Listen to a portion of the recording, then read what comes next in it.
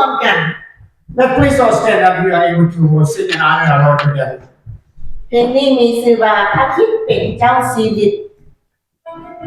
This song is like saying, God is a king.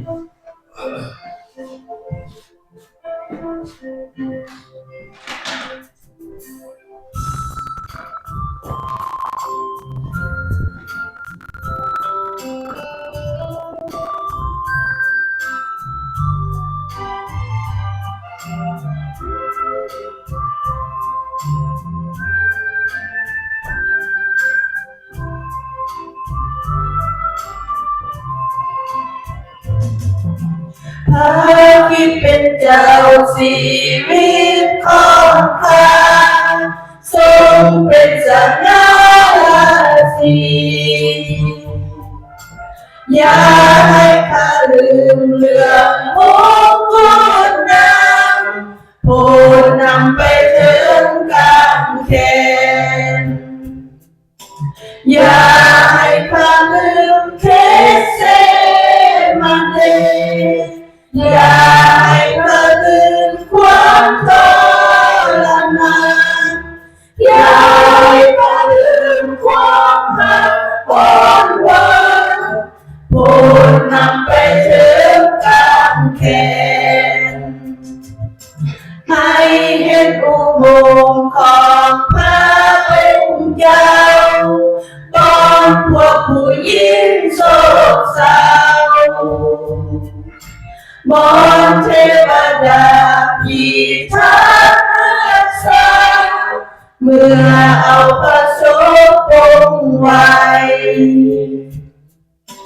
อย่าให้ข้าลืมเพชรเสนานีอย่าให้ข้าลืมความทรมานอย่าให้ข้าลืมความหักอ่อนหวานผู้นำไปถึงกำแขนเมื่อมาริอาสาวมาตราที่เอากระเป๋าบูชาขอให้ข้าเป็นอุโมงค์วันเตาผู้นำไปถึงกำแขนอย่าให้ข้าลืมเคสเซมานีอย่าให้ข้าลืมความทรมานอย่าให้ข้าลืมความรักอ่อนหวานผู้นำไปถึงกำแขนให้ข้าเต็มใจแบกไปกำแขนติดตามพระองค์ทุกวันให้ข้าวันผูกกับพระเยซูพระองค์คนทุกแทนข้าอย่าให้ข้าลืมเคสเซนานีอย่าให้ข้าลืมความทรมานอย่าให้ข้าลืมความหักอ่อนหวานโปรดนำไปถึงกำแขนเราต้องการจะได้รู้จักพระองค์และรู้จักฤทธิ์อำนาจอันประกฏในการที่พระองค์ทรงคืนพระชนและรวมทุกข์กับพระองค์คือยอมรับความตายเหนือยากพระองค์ฟิลิปปอย3:10ขอบคุณพระเจ้าขอให้เสียงเพลงนี้เป็นที่ถวายแด่องค์พระผู้เป็นเจ้า We'd like to thank God for the song Honor of God. ต่อไปเพลงอันน่ะมิตรสหายเอาคือพระเยซู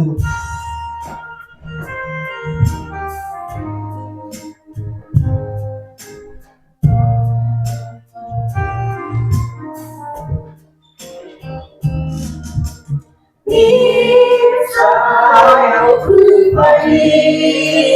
ซูทรงแบกเอาผิดความให้ลายเขาที่สิเข้ามาเฝ้าอยู่ ด้วยบ่อยากจะถือขับไล่สุขสำราญได้บินไปหา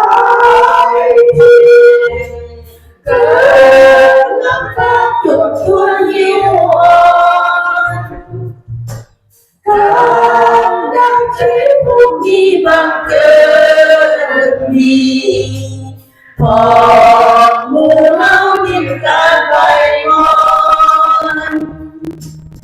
การจุกใจก็ต้องใจดีมาการลำบากมาถึงเมื่อใด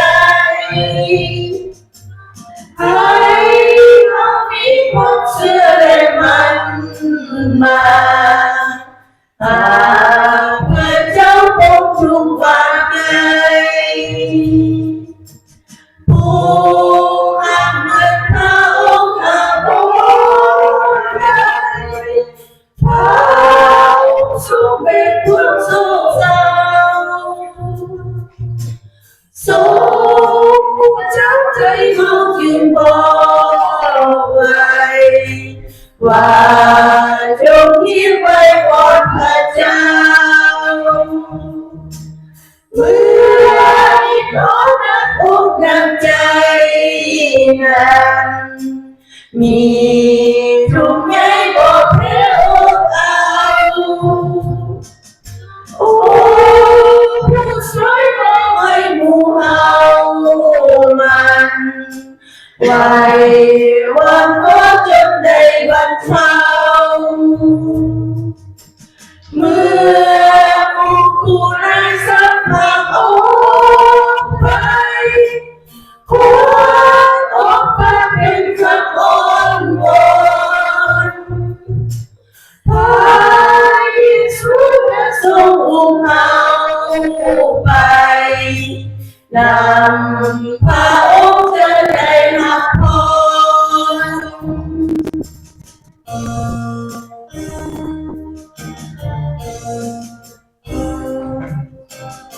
สรรเสริญองค์พระผู้เป็นเจ้า Praise the Lord พระ Father. นามของพระองค์เป็นพระนามที่ยิ่งใหญ่เหนือพระนามอื่นใด Your name is above all name. พระนามของพระองค์ทรงศักดิ์สิทธิ์และเที่ยงธรรม Your name are the truth. พระนามของพระองค์เป็นพระนามที่ทรงซื่นยินดี Your name are the name of all name. พระนามของพระองค์เป็นพระนามความฮักที่ยิ่งใหญ่ And your name is full of love, greatest love.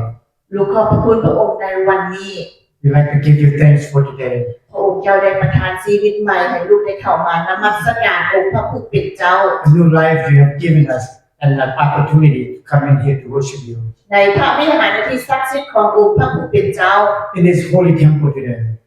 ขอพระวิญญาณบริสุทธิ์ทรงแตะต้องพวกลูกในห้องนมัสการนี้ May the Holy Spirit reach out and touch each and every one of us in this room today. โปรดประทานแสงไฟอย่างที่แห่งหน้าของพระองค์เจ้า Shine the light on us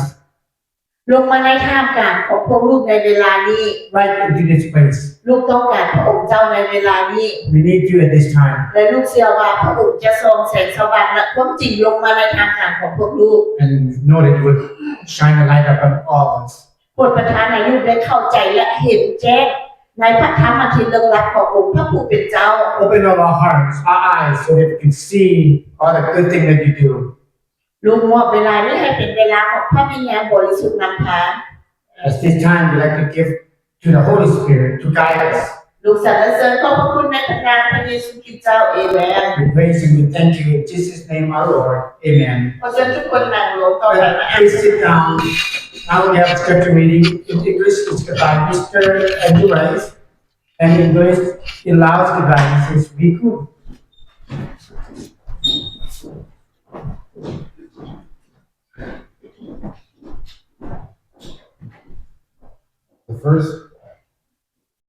The first verse of today's scripture comes from Psalm chapter 118, verses 26 to 27. He who comes in the name of the Lord is blessed. From the house of the Lord we bless you. The Lord is God and has given us light. Bind the festival sacrifice with cords to the horns of the altar.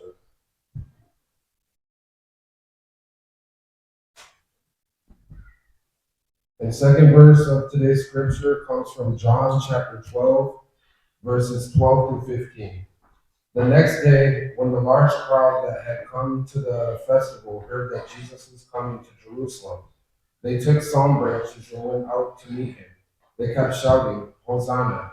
Blessed is he who comes in the name of the Lord, the King of Israel. Jesus found a young donkey and sat on it, just as it was written, Do not be afraid, daughter Zion. Look, your king is coming, sitting on a donkey's colt. ขอบใจแอนดรูก็น่าขออ่านเพลงสรรเสริญบทที่118ข้อ26หา27หัวข้อกล่าวว่าคำภาวนาอธิษฐานโมทนาขอบพระคุณเพราะมีใสข้อที่26ขอให้ท่านผู้ที่มาในพระนามขององค์พระผู้เป็นเจ้าจงได้รับพระพรข้าน้อยทั้งหลายอวยพระพรผ่านจากพระวิหารแห่งองค์พระผู้เป็นเจ้าองค์พระผู้เป็นเจ้าเป็นพระเจ้าพระองค์ดีต่อพวกเขาจงถือกิ่งไม้และเริ่มฉลองเทศกาลจงภาวนาอย่างเป็นขบวนอ้อมแทนบูชาเถิดโยฮันบทที่12ข้อที่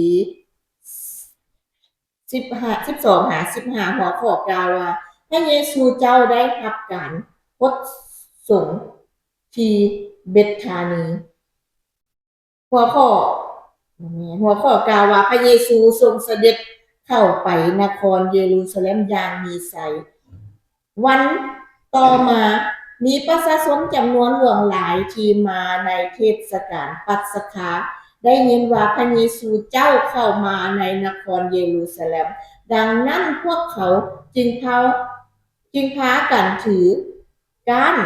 ตาลออกไปต้อนรับพระองค์ทั้งห้องฮูขึ้นว่าโฮซานาขอพระเจ้าอวยพรท่านที่มาในนามขององค์พระผู้เป็นเจ้าคือกษัตริย์ของชาติอิสราเอล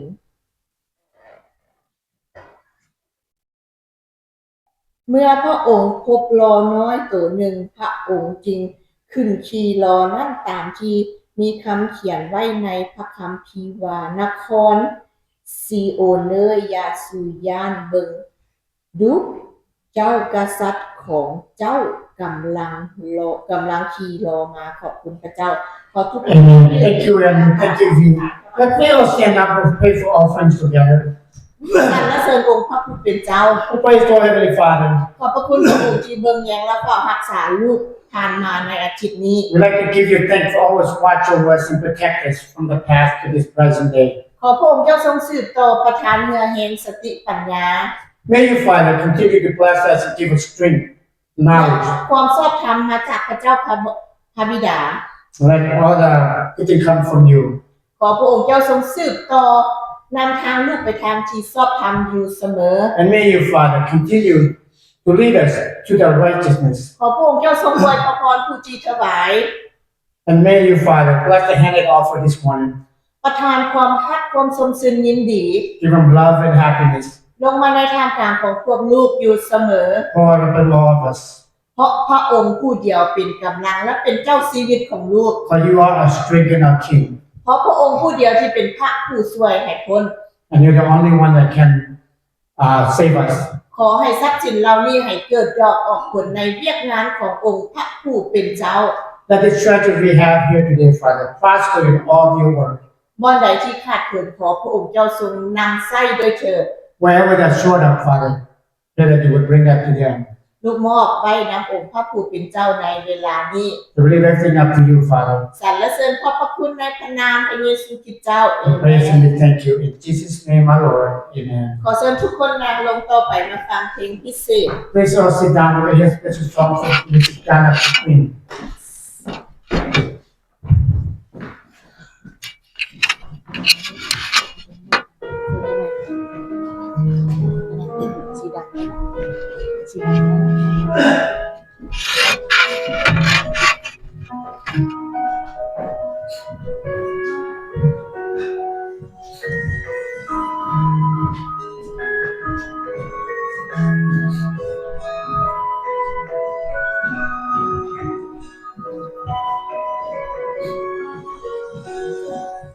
ถ้าเธอให้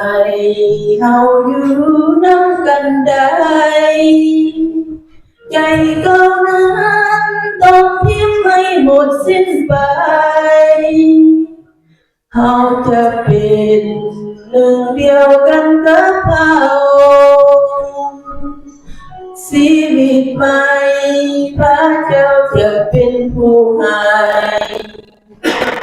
ทุกอย่างพระองค์จะประทานให้ต่อจากนี้เราหวังอยู่กับพระองค์สามัคคีศึกษาพระธรรมพระเจ้าเอาทุกคนหนุนใจซึ่งกันและกันขอพระองค์ทรงเป็นแบบอย่างให้เราก่อนขอพระองค์ทรงมอบเงินที่สำคัญนั้นให้ทุกคนที่ได้รับแล้วชีวิตใหม่จากพระเจ้าเพื่อนำพาผู้อื่นมาเชื่อในพระองค์ขอพระองค์นั้นทรงหาพวกเราก่อนสมควรแล้วที่เราจะร่วมมือร่วมใจถ้าเราเป็นหนึ่งเดียวกันได้เราจะได้ไปอยู่โลกใหม่เราทุกคนจะมีความสุขสวัสดีล่ะ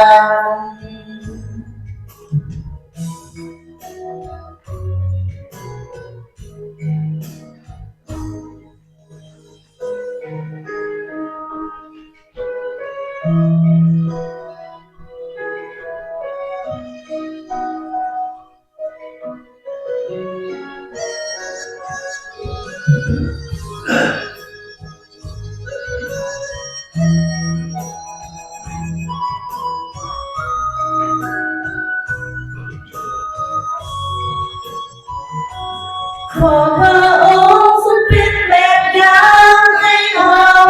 ก่อนพระองค์ทรงมอบการงานที่สำคัญนั้นให้ทุกคนที่ได้รับแล้วชีวิตใหม่จากพระเจ้าเพื่อนำพาผู้อื่นมาเชื่อในพระองค์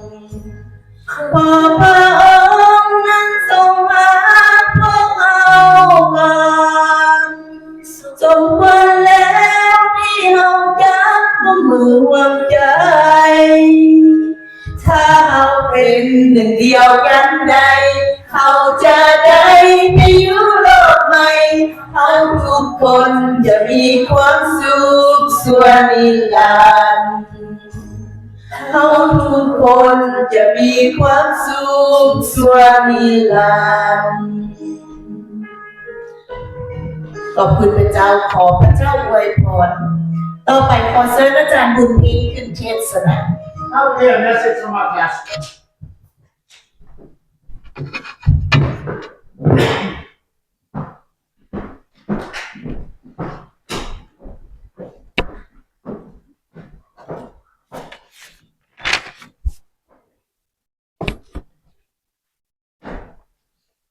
สวัสดีพี่น้องทุกๆคน Good morning everyone ยินดีต้อนรับแขกเนาะนำเรียมาพร้อมนมัสการกับพ่อในมื้อนี้พี่น้อง Let's give her a hand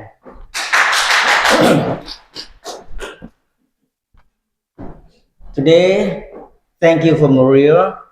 to come to join us to worship today I believe you will come to join us every Sunday Welcome, Mariah.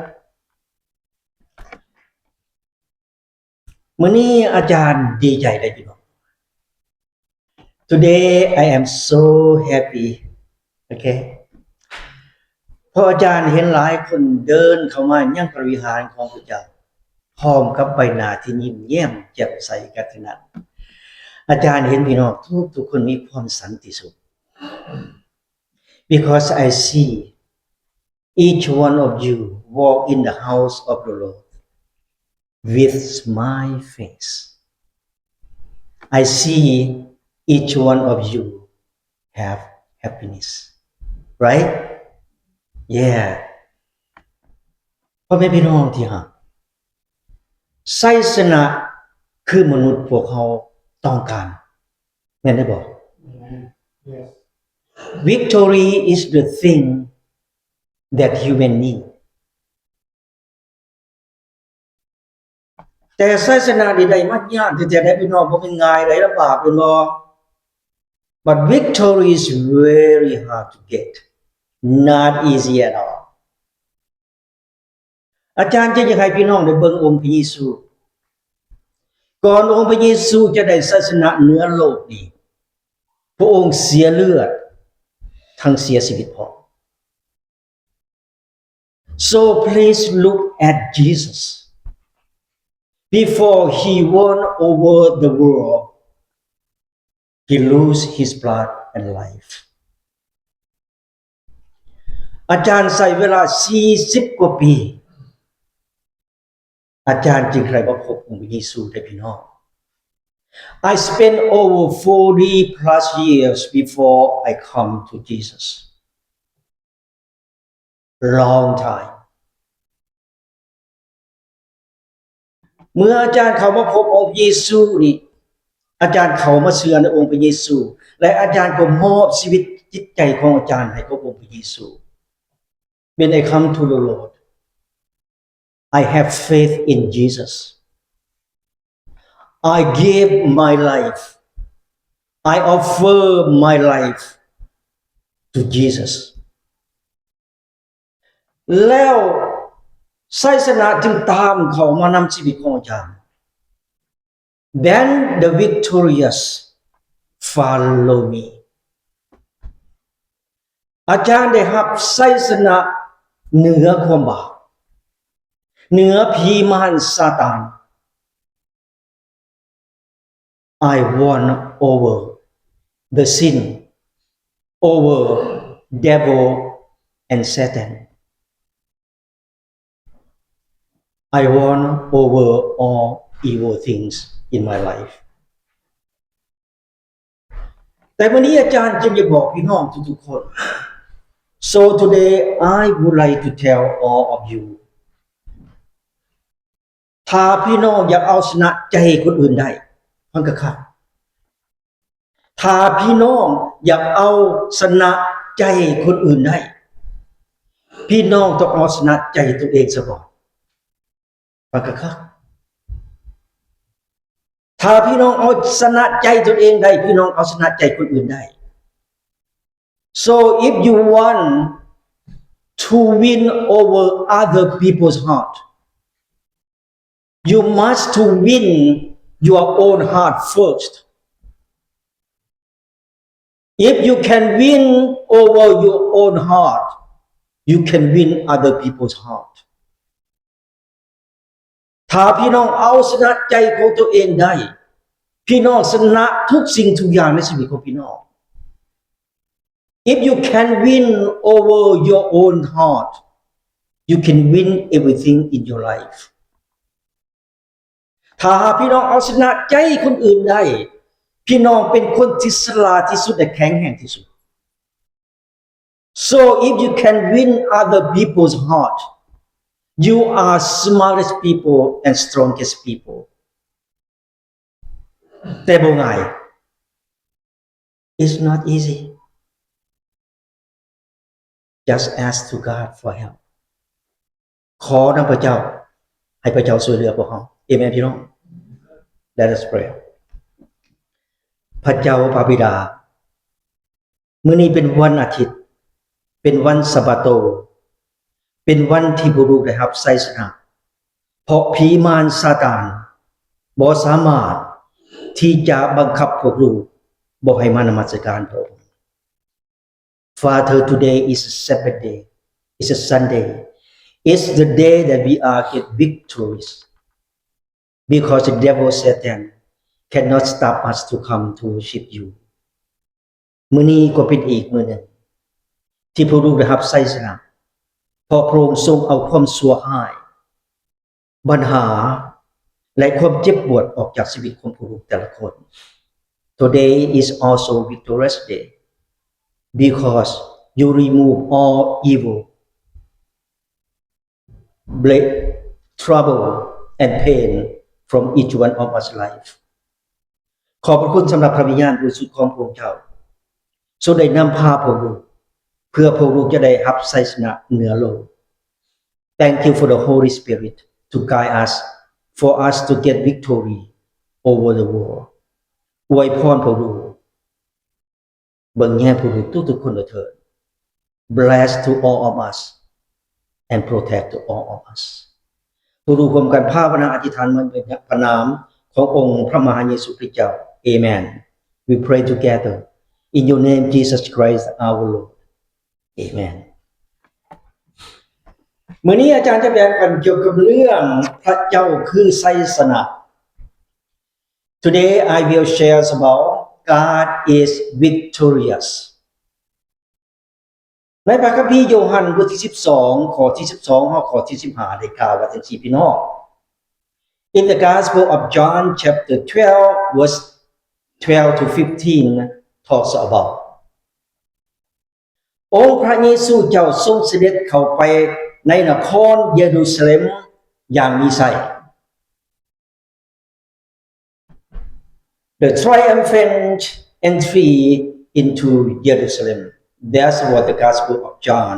12 and 12:15 talks about พ่อแม่พี่น้องที่รักองค์พระเยซูได้เดินเข้าไปในกรุงเยรูซาเล็มโดยมือเปล่าโดยตีนเปล่าพระองค์บ่มีอาวุธพระองค์บ่มีกำลังทหารเพราะพระองค์บ่ไปตีกับผู้ใดบ่ไปฆ่าผู้ใดบ่ไปทำลายผู้ใดพระองค์ไปเพื่อความสันติสุขเพื่อความรักของมนุษย์ My beloved the Lord God Jesus He went into Jerusalem with bare hand bare feet no weapon no truth because Jesus He will not to fight with no one He will not destroy to no one He went into Jerusalem with peace, love, and happiness. แต่พระองค์ใส่เพียงแต่พระคำของพระองค์เท่านั้นความดีความหักเว้าความจริงต่อประชาชน But Jesus He used only the word of God, the power of the word of God. His love, His mercy.His goodness, He spoke the truth to all people.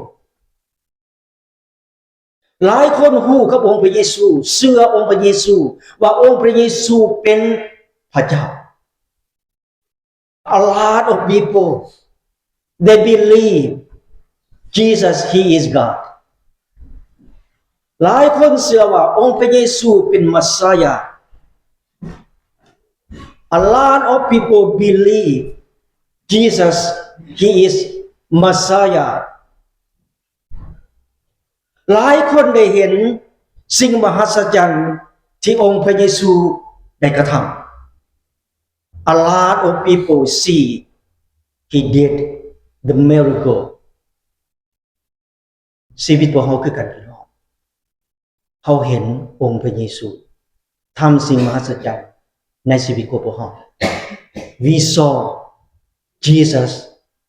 He does the miracle for each one of you, especially myself. บัดนี้เมื่อประชาชนได้เห็นองค์พระเยซูได้ฮู้ว่าองค์พระเยซูได้เข้าไปในกรุงเยรูซาเล็ม When the crowd, the people knew Jesus in Jerusalem อาจารย์จะอ่านอยู่ในข้อที่13 I will read in The Gospel of John 12:13 ดังนั้นพวกเขาจึงพากันถือการตานออกไปต้อนรับพระองค์ทั้งโห่ร้องขึ้นว่าโฮสนา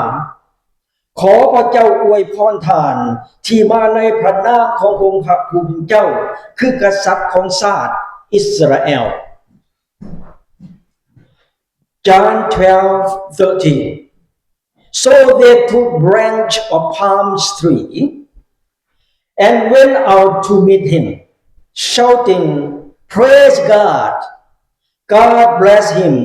who come in the name of the Lord. God bless the King of Israel. พ่อแม่พี่น้องที่รักของพระเจ้ามีคนเป็นจำนวนล้วนหลายที่สุดออกมาต้อนรับองค์พระเยซูแต่ละคนมีการตามเพื่อมาสรรเสริญพระเจ้า My beloved, a lot of people came out to welcome Jesus. Each one of them, they carry the branches of palm tree. หลายคนเชื่อแต่แท้พี่น้องว่าองค์พระเยซูเป็นพระบุตรของพระเจ้าและก็เชื่อว่าองค์พระเยซูจะมาเป็นกษัตริย์ของชาติอิสราเอล That all people, a bunch of people, a lot of people believe Jesus, he is the Son of God. A lot of people believe Jesus, he will be the King of Israel. หลายคนเห็นองค์พระเยซูทำการอัศจรรย์ A lot of people saw Jesus, he did the miracle. ดังนั้นพี่น้องที่รักของพระเจ้าหลายคนนี่พี่น้องจึงได้สรรเสริญพระเจ้า So a lot of people praise to the Lord. หลายคนให้ความชื่นชมยินดีให้ความเคารพนับถือและให้เกียรติพระองค์ A lot of people respect Jesus and give him an honor. ทุกคนได้อวยพรองค์พระเยซู A lot of people, all of them bless Jesus' name. ดังนั้นหลายคนที่พากันร้องขึ้นด้วยความชื่นชมยินดีว่า Hosanna. Therefore, all people praise to the Lord and shouted, Hosanna, the name of the Lord, Jesus Christ. Amen พี่น้องดังนั้นมื้อนี้พวกเขามีการตานพี่น้อง Today we have the branches of palm tree, do we? Pick it up and raise it. Yes. And say together, Hosanna, Hosanna, Hosanna, the name of the Lord. Welcome you, Jesus, to the Balaputra. And welcome you, Jesus, to live into all of us heart today. Welcome. Hallelujah. Thank you God. Hosanna. ดังนั้นพ่อแม่พี่น้องที่รักของพระเจ้าให้พวกเราได้อวยพรองค์พระเยซูที่พระองค์ทรงเสด็จเข้ามาในพระวิหารของพวกเรา So may all of you please bless Jesus. He come to our church at Reborn Lao Lutheran today. Amen. And live with all of your heart. Amen พี่น้องและองค์พระเยซูพระองค์ได้พบล้อน้อยตัวหนึ่งและพระองค์ขึ้นขี่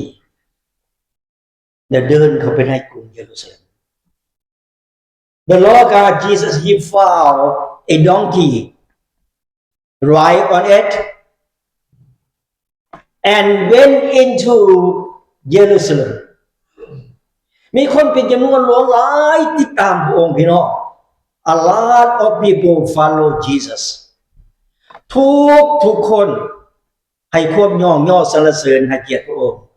All of them praise to the Lord and give him an honor พระองค์ทุกคนฮักพระองค์บ่มีไผต่อสู้พระองค์ All of them they love Jesus No one fight against him. As all we are, love Jesus today. We all love Jesus and welcome Jesus to us. And welcome Jesus to us every day. God love us. Amen พี่น้องบัดนี้ให้พี่น้องเปิดมาอยู่ในพระคัมภีร์1โยฮันบทที่5ข้อที่4ข้อที่5 Now please turn to the book of 1 John chapter 5 verse 4 to 5วันนี้พี่น้องข้อที่4เพิ่นว่าทุกคนที่เกิดมาจากพระเจ้าก็มีไส้ต่อโลกและความเชื่อของพวกเขานี่แหละเป็นไสยชนะที่ชนะต่อโลก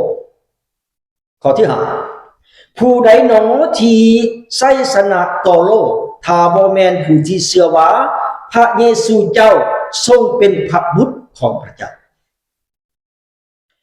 1 John 5:4 to 5 number 4Because every child of God is able to defeat the world, and we win the victory over the world by means of our faith. Number 5. Who can defeat the world? Only the person who believes that Jesus is the Son of God. อาจารย์จะบอกพี่น้องเป็นคนคิดในข้อนี้ So I wanted to tell all of you the truth. อาจารย์หัวควรคริสเตียนที่ประกาศเอาอาจารย์ไปเป็นคริสเตียนจะโดนนานมาแล้วพี่น้อง So I made funny to the Christian who came to me. They spread the good news about Jesus. They talk about Jesus to me.So that I laughed to them. They asked me, Did you believe Jesus is God? อาจารย์ตอบว่า No ข้อยบ่เชื่อพระเจ้าเด็ดขาด I said to them, No, I did not believe Jesus is God. No, I did not believe Jesus is God. ดังนั้นพวกคนจึงเว้ากับอาจารย์ว่าพวกเขาเป็นคริสเตียนพวกเขาเชื่อว่าองค์พระเยซูเป็นพระเจ้าและพวกเขาก็เชื่อว่าองค์พระเยซูลงมาจากสวรรค์เพื่อมาปลดปล่อยมนุษย์ทั้งโลกให้ออกจากความบาป And they said to me with soft voice and humble, polite. They said to me, We are Christian. Yes, we believe Jesus, He is God.We believe Jesus. He come from the heaven to save people in the world, to redeem people from sin, to save people from sin. I laugh on them. แต่อาจารย์ขอบพระคุณพระเจ้าได้พี่น้องอาจารย์อ่านพระคัมภีร์ข้อนี้อาจารย์เกิดน้ำตาตกได้พี่น้อง I almost cry. เพราะองค์พระเยซูเอาชนะใจของอาจารย์ได้ Because Jesus, He won over my heart.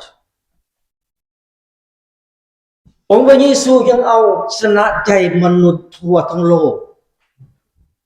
Jesus, He won many people's heart in the world.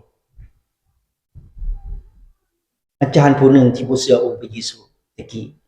แต่เดี๋ยวนี้อาจารย์เป็นผู้หนึ่งที่เชื่อองค์พระเยซูที่สุด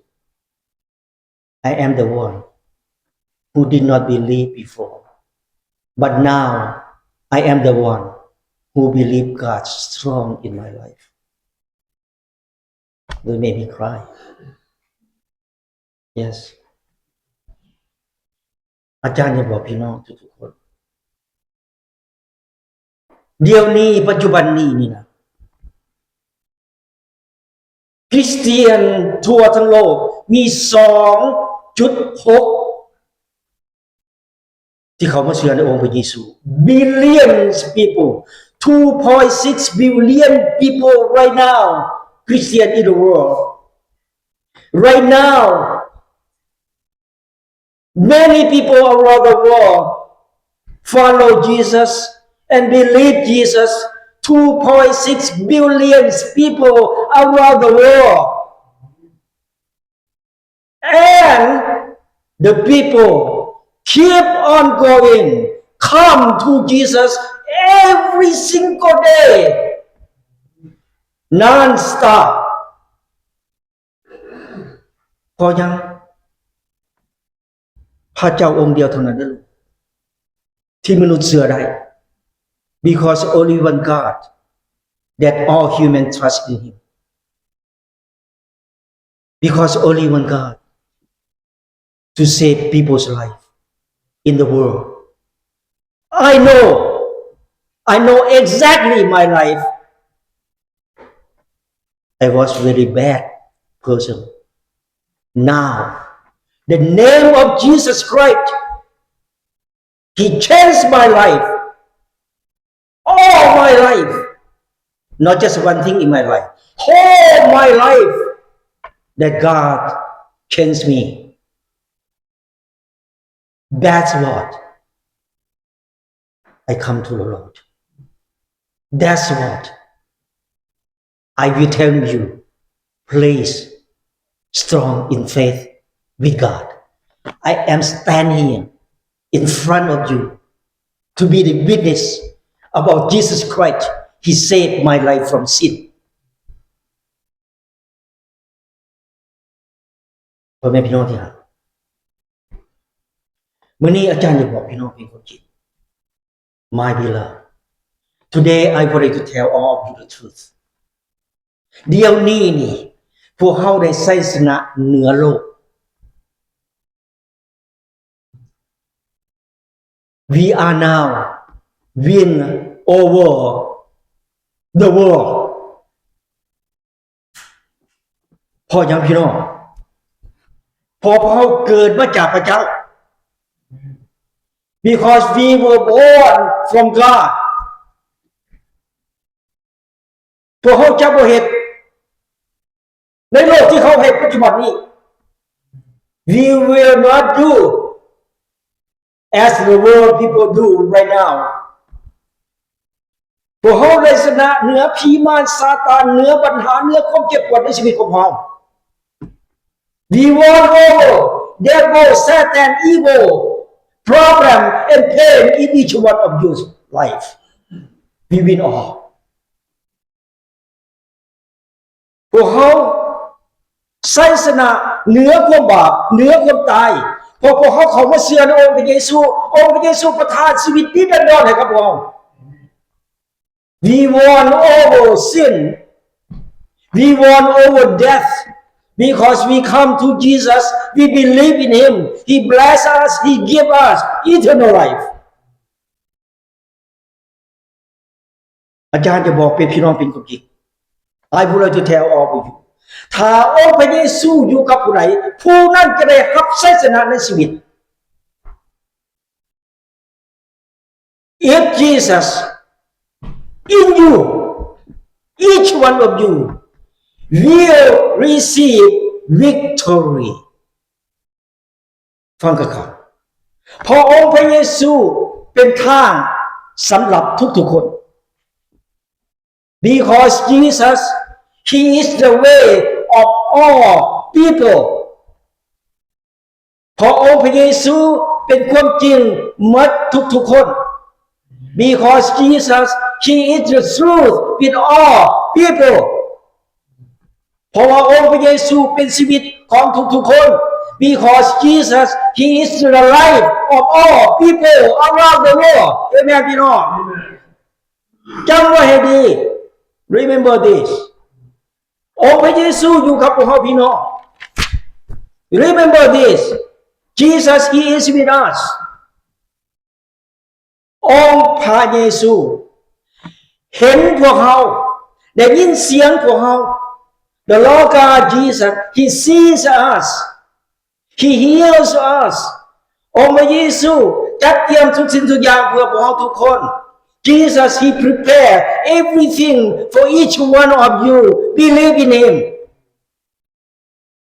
ดังนั้นพี่น้องที่รักของพระเจ้า อย่าลืมพระเจ้าฮักพวกเรา Do not forget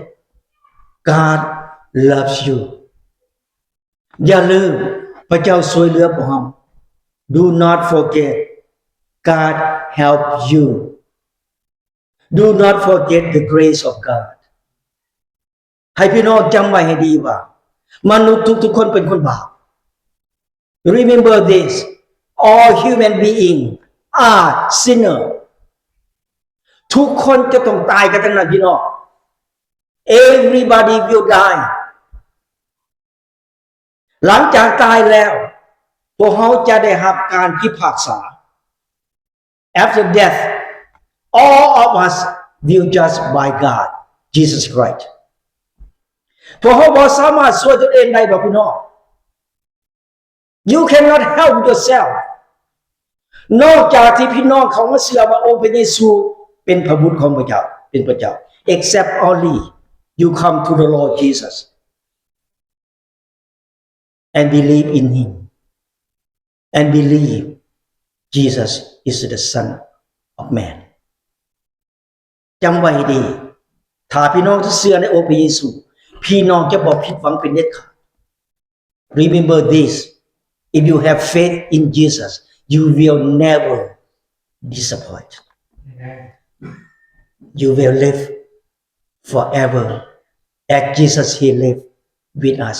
2025 years already he is with us we are with him also forever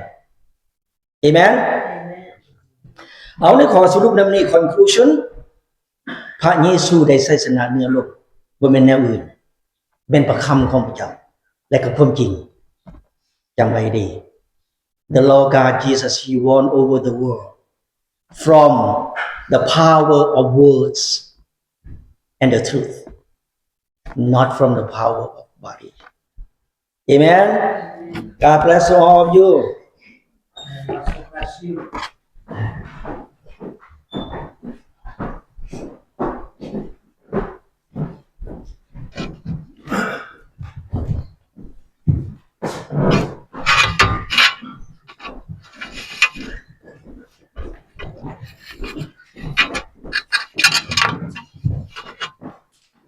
ขอเชิญทุกคนลุกยืนขึ้นเพื่อร้องเพลงถวายเกียรติพระเจ้าร่วมกัน But please all stand up. เพลงนี้มีชื่อว่าแสนชื่นใจแสนชื่นใจ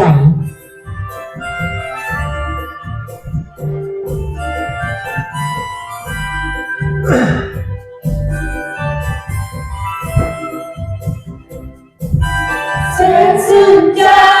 เมื่อได้มาดินแดนแห่งนี้งามอีหลีเมื่อได้มาพบพระเจ้าเขาพระเยซูก่อนอยู่เมืองเราพระเป็นเจ้าทรงรักเราพี่น้องเราเอ่ยสุขสดใสวิไลสวรรค์สันฟ้าภายภาคหน้าจะได้ไปอยู่กับพระองค์ผู้ทรงสร้างโลกทั้งหลังให้สวยงดงามส่วนสวรรค์สถานยิ่งงามหลายเท่าสุขหรือไทยเมื่อได้มีชีวิตอันใหม่สุขสดใสในดวงจิตชีวิตชื่นบานมาขอให้จงกำไรให้มันภายนี้ชั่วชีวิตเราคงได้มีแต่ความสุขพระเยซูทรงบอกว่าเฮานี่แหละเป็นทางนั้นเป็นความจริงและเป็นชีวิตบ่มีผู้ใดมาถึงพระบิดาได้นอกจากจะมาทางเฮา โยฮัน14ข้อ6แสนชื่นใจเมื่อได้มาดินแดนแห่งนี้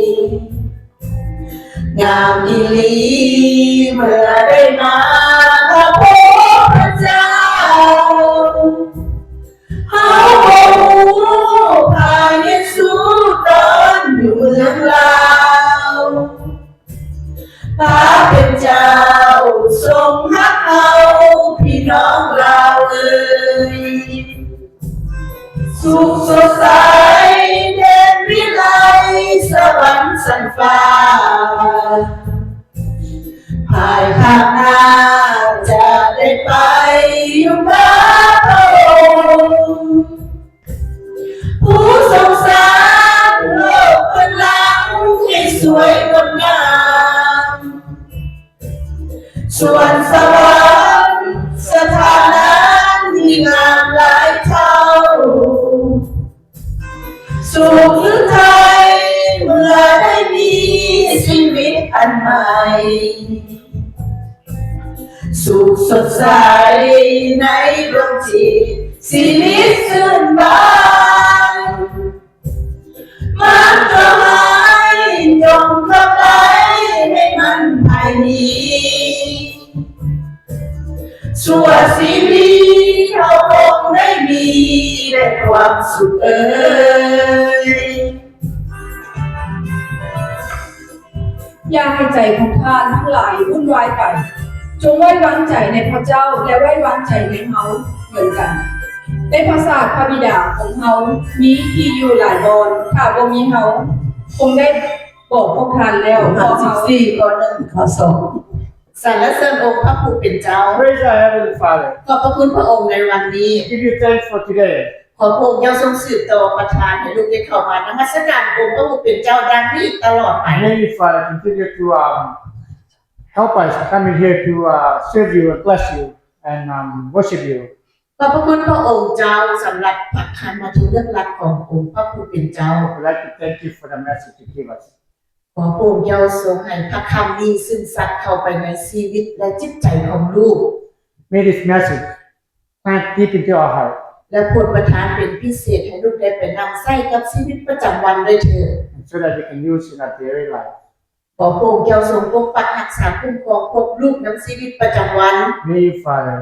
continue to protect us and bless us as we go through our lives. โปรดประทานอย่าให้ลูกตกถึงเป็นการทดลองของมารซาตาน And don't let us fall into temptation และนำทางลูกไปทางที่ชอบธรรมอยู่เสมอ and lead us to the righteousness. ลูกขอเหือขอแห่งขอสติปัญญา We ask for that you give us strength, wisdom, and knowledge. ขอพระองค์เจ้าทรงนำพาลูก And we ask that you will lead us ขอให้เราห่วงใจกันอธิษฐานเพื่ออาจารย์เป็นพิเศษ and let's all pray for our pastor. ขอบพระคุณพระองค์ที่ทรงผู้นำที่หักใจที่ซักซื่อลงมาในให้พวกลูกได้มีในวันนี้คืออาจารย์บุญเพ็ง We'd like to thank you, Father, for sending the right person with wisdom and knowledge ลูก to มาอ้อน come วอน here and teach us. นำองค์พระผู้เป็นเจ้าในมือนี้ We'd like to give you thanks today. ลูกขอเหือขอแห่งขอสติปัญญาลงมาให้อาจารย์ We ask that you would give them strength and wisdom. โปรดประทานให้เพิ่นได้เข้มแข็งในการรับใช้องค์พระผู้เป็นเจ้า Give them strength and always willing to serve you. โปรดประทานความทรงซึ้งยินดีลงมาในทางการชีวิตของอาจารย์ Give them joyous happiness. และประทานสุขภาพอันแข็งแรงมาจากพระเจ้าพระบิดา And pray you would give them strength and good health. และโปรดประทานให้เพิ่นได้รับใช้ดังนี้ตลอดไป That we can always continue to serve you as you do now. ขอพระองค์เจ้าทรงยกเอามารซาตานที่แอบแฝงอยู่ในร่างกายและจิตใจของอาจารย์ We ask that you take all the demons and evils out of his life. สุขภาพที่บ่ดีให้ออกไป Whatever that's not good in his life. Take ประ it ทาน away. แต่สิ่งที่ดีและสุขภาพที่ดีมาจากพระเจ้าพระบิดา And always bless him with a good thing. พร้อมนั้นขอพระองค์เจ้าทรงแต่ต้องพวกลูกในห้องนมัสการนี้ We also ask that you reach out and touch each and every one of us in this room today, โปรดประทานให้ลูกได้รับใช้ด้วยความเข้มแข็ง so that we all have strength always to serve you, โปรดประทานให้มีจิตใจ so that we have a willing heart เพื่อแผ่ that spread มีจิตใจความรักซึ่งกันและกัน so that we can love one another. และลูกเชื่อว่าพระองค์จะปกปักรักษาคุ้มครองพวกลูกอย่างนี้ตลอดไป We believe that you will always continue to bless us and protect us. ขอให้เฮาความใจกันสารภาพว่าต่อองค์พระผู้เป็นเจ้า Let all confess to our Lord, พระเจ้าพระบิดา our Heavenly Father, ในวันนี้ on this day. ลูกรู้ว่าลูกเฮ็ดบ่ถูกน้ำพระทัยของพระองค์เจ้าในวันนี้ Today we know that we did wrong, โดยที่ตั้งใจหรือบ่ได้ตั้งใจ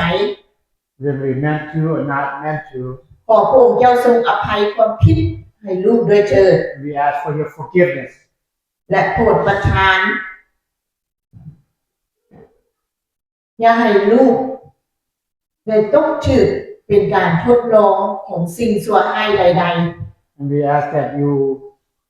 won't let us fall into all the temptation. ๆ ลูกยอมรับผิดต่อองค์พระผู้เป็นเจ้า ลูกยอมรับเปลี่ยนแปลงต่อองค์พระผู้เป็นเจ้า We believe that we are wrong